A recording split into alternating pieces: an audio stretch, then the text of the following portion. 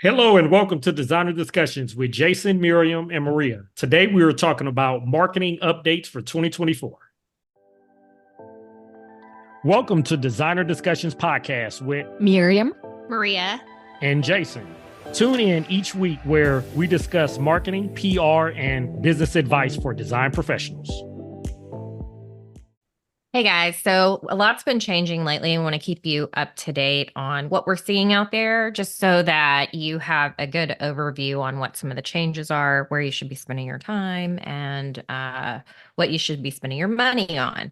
So we're going to go over a lot of the tools that we've been using and a lot of the tools that we've talked about in our podcast. And this is to get you caught up, because with anything that has to do with marketing, anything that has to do with technology, things change and they change pretty fast. So first, Miriam, can you let us know what is new on the PR front for us? Well, we're gonna focus on the tools that I normally recommend people work with, that are easy and can get you some quick press hits. And there's been a lot of changes in that area, and we did do an episode a little while ago where I talked about it a little. But in a nutshell, there's I would say 3 platforms out there that I would consider for you to get PR. So we have, and we've talked about all 3 of them, but let's just sort of, let's recap, right? So there is what used to be HARO, help a reporter out. That's typically what we recommended people work with. So that is still around, but it changed names. So that is called Connectively now, and it's owned by Cision, a large PR software company. So it's changed and it's moved to a paid subscription form. You can submit a very limited amount of free queries, which I would recommend you do. So you can plug into Connectively, which formerly was called HARO. There is Quoted, that's QWOTED. And we've been seeing really good success with it. It's also a paid platform, but they have a limited free version for entrepreneurs and small businesses.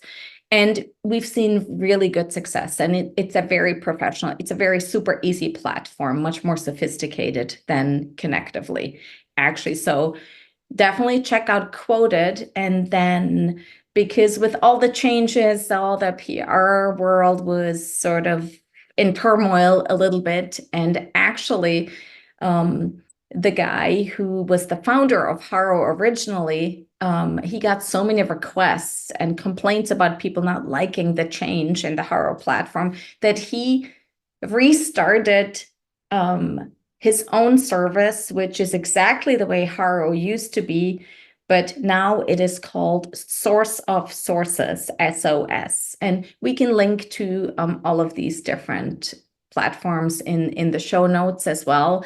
But that's just been building, but he already is up to over 20,000 subscribers, and more journalists are plugging in, and that's going to be free forever, which is great. So I would definitely say check out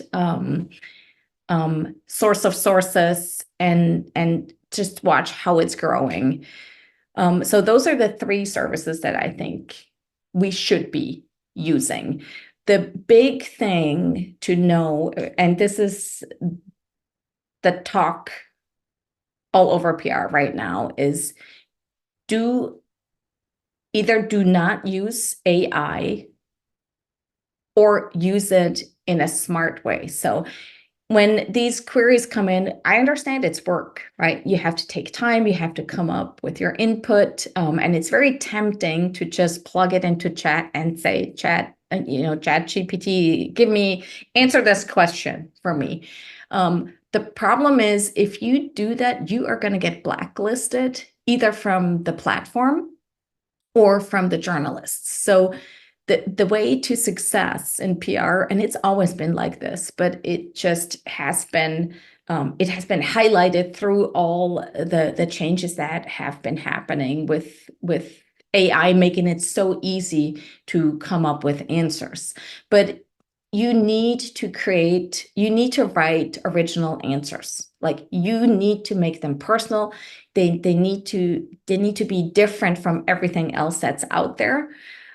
Because journalists cannot use AI generated content. That's a complete no-no. And you're going to burn a lot of bridges if you do that. You can use it to generate ideas, right? You can use it to maybe create an outline or say, give me some examples, but then you have to make it your own, and you have to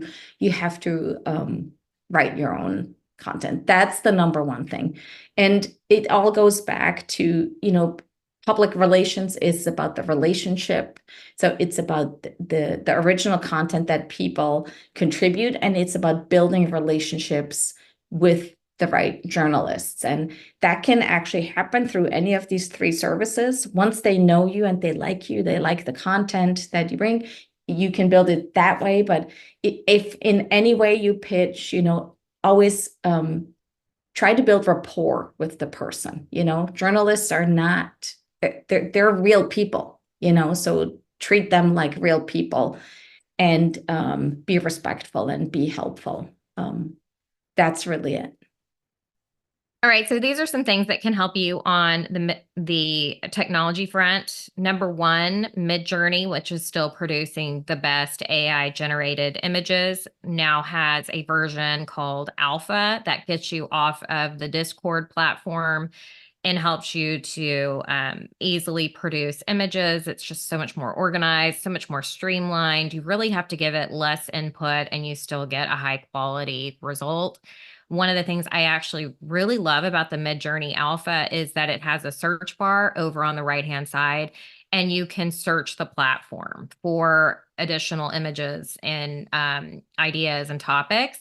And then you can go to that image, and then you can click on it and say, copy this prompt. And then you can reapply that prompt to something you're wanting to create and just make the changes that you need if it's a shift in color or any of that. So now Midjourney has just made AI image generation so much faster and so much easier.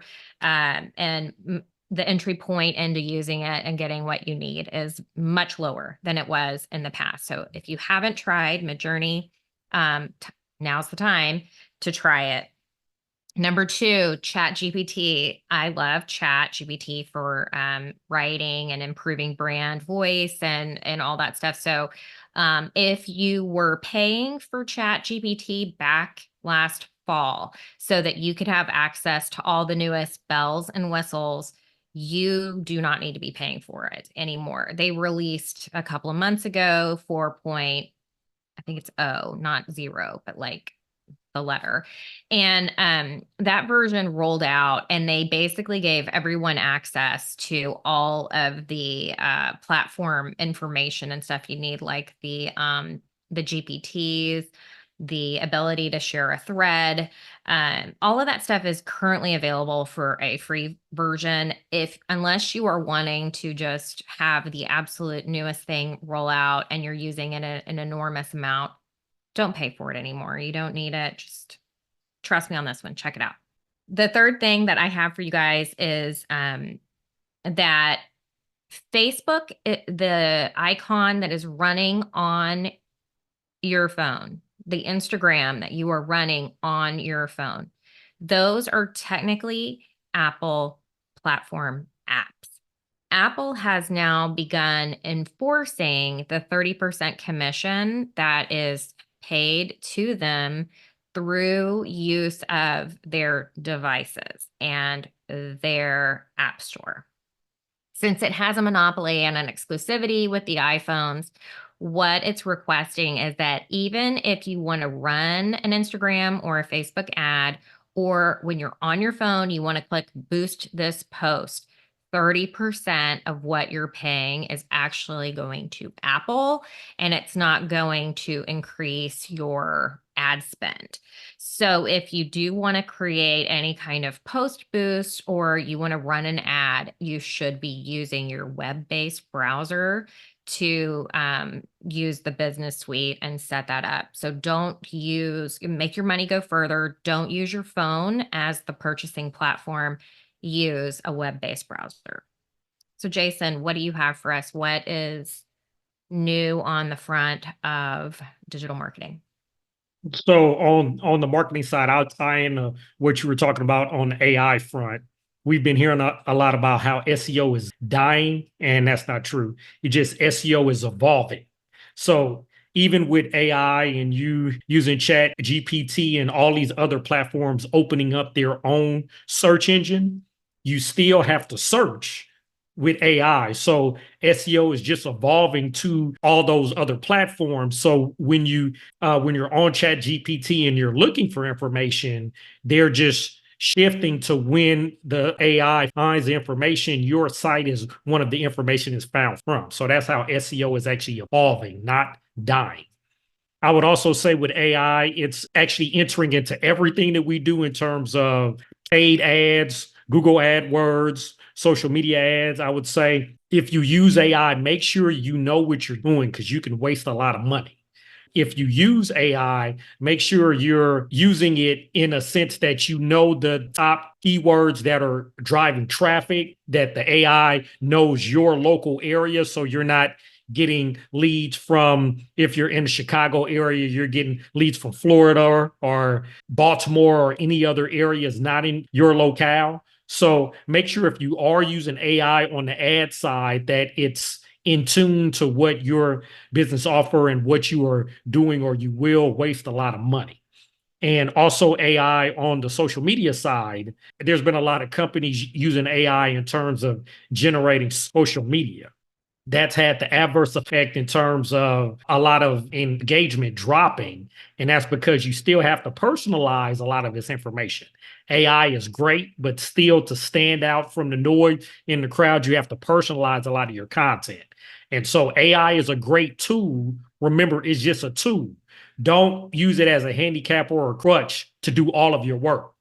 Use it as a tool to enhance what you do and then personalize it for you so you can reach your audience the best way. So those are the updates I want to talk about on the marketing side.